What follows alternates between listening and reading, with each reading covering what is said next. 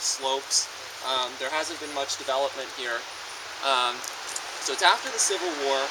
Local farmers, railroads are big. Everyone is excited about railroads. It's the new form of transportation.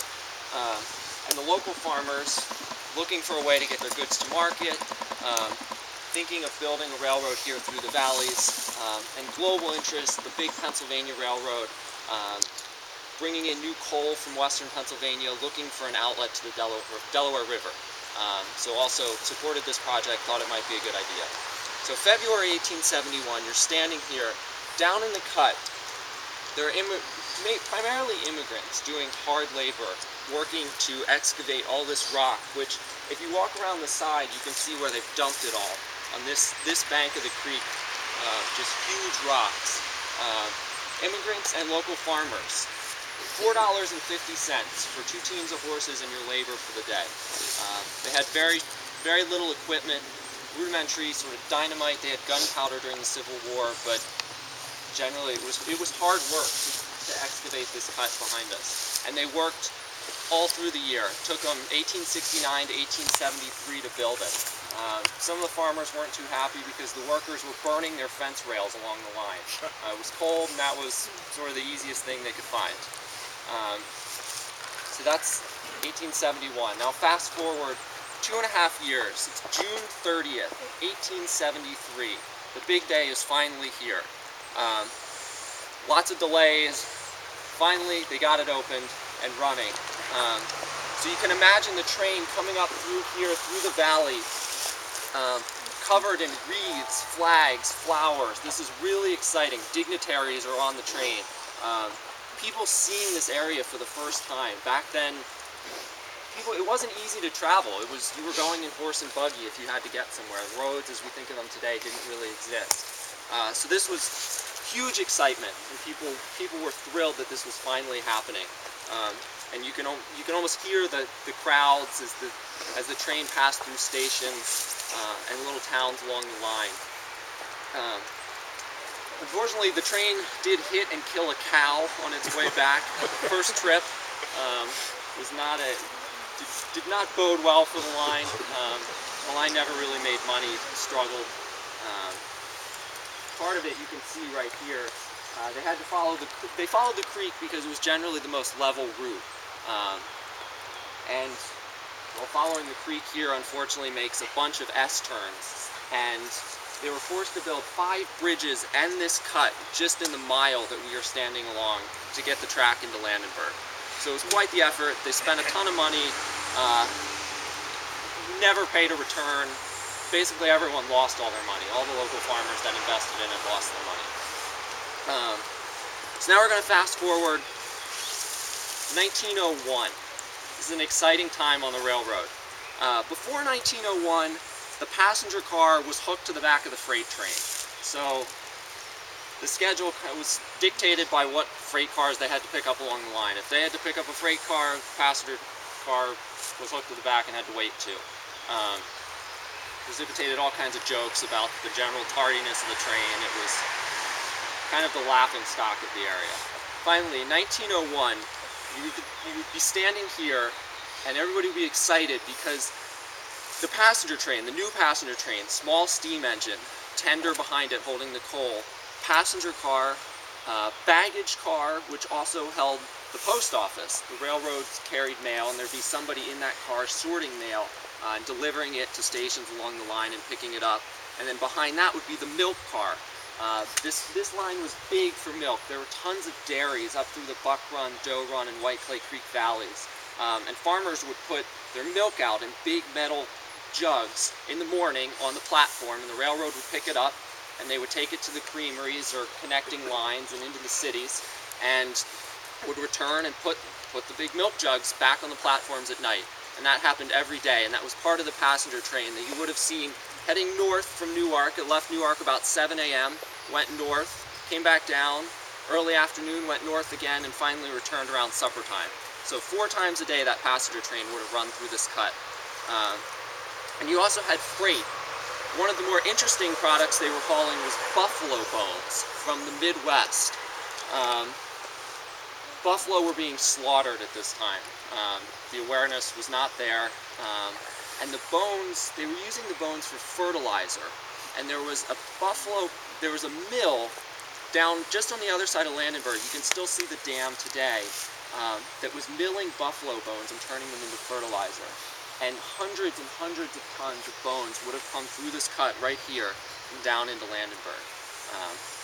In addition to other things, watermelon, tomatoes, everything that the farmers were growing as they were shipping to market would have come right through, right behind us. So, fast forward again, it's 1918, warm summer night, 1918. World War I is raging, the U.S. is involved, and the railroads are the main source of transportation for getting goods to support the war effort. And it's dark, but you start to hear the sound of the whistle up at Auburn Road, the train's coming south, middle of the night. As it gets closer, you can hear the metal wheels of clicking across the track. It was jointed rail back then. Every 15, 20 yards would have been click, click, click. As the train slowly works its way down through the cut, and you can see the headlight coming off the far side of the rock here and illuminating the woods, and slowly the steam as the train rumbles by, carrying munitions through this cut. Munitions rolled through here, often at night, and as the train sort of winds around the corner, you see the caboose and the lantern swinging out the back, and peering out the window is a soldier, an armed soldier, keeping watch. Many of the trains were guarded at that time. Unfortunately, don't know that much about it, but this line did haul munitions during World War I. More comical story, 1933. Standing here, a couple guys are working down here in the woods. 1933, the passenger train is gone. It was never particularly popular. Not many people used it. It was affectionately called the Pommy Doodle. Locals were accustomed to seeing it go up and down the valley and make its trip, but the railroad wasn't particularly happy because it lost money every year. Finally discontinued it in 1928, so it's 1933, freight traffic is light. A couple guys down here in the woods, they've got some logs, and they're trying to build a mushroom house up the road. And they can't really put the logs on a truck because the road's too windy here. So they walk down to the station at Landenberg, which is about a half a mile down this way. And they somehow come up with a rail car. Unclear whether they asked for it, paid for it, or just took it. But they wheeled the rail car up here, and they started loading the logs on. They got one log on, two logs on, go back to pick up their third log, and they start walking back to the car. Well, they forgot to secure the car, and we're also on about a 1% grade here.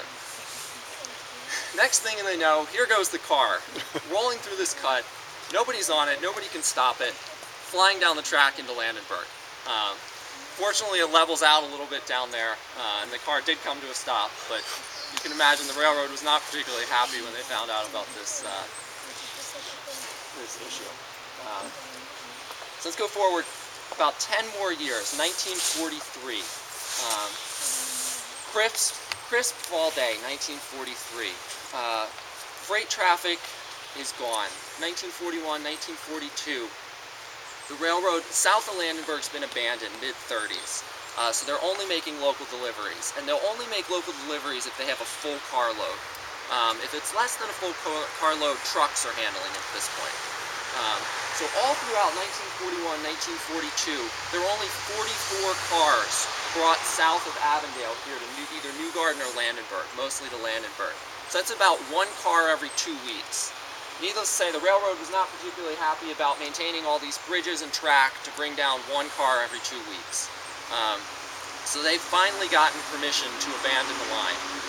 So 1943 in the fall, you can almost see the last scrap train, the last train coming through this cut slowly as they're picking up the metal and loading it onto the cars behind. The metal was valuable. Middle of World War II, any metal they could get was useful to construct lines elsewhere, repair lines elsewhere, the bridges, just generally for the war effort. That also helped convince the Interstate Commerce Commission at the time, who was in charge of letting railroads abandon track.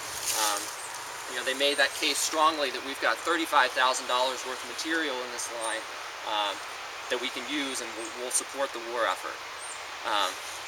So that was the end, 1943. What's happened since? Really not much. They left the wooden ties in.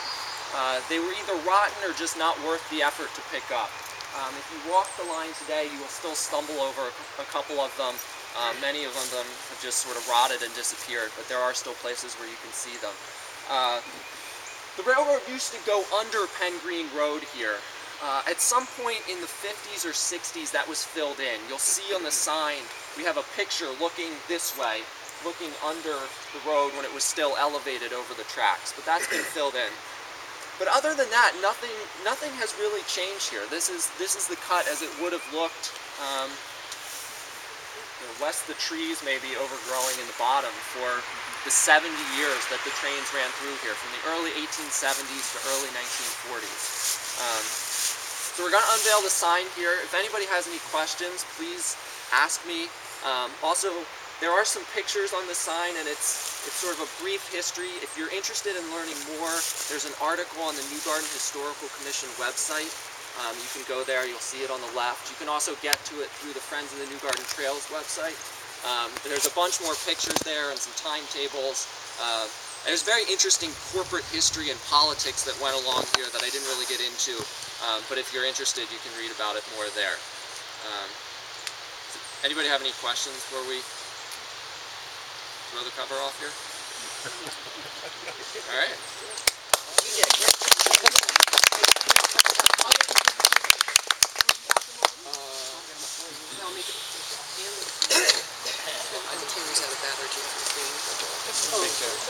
Don, you certainly were instrumental in designing it. All the folks who really built this.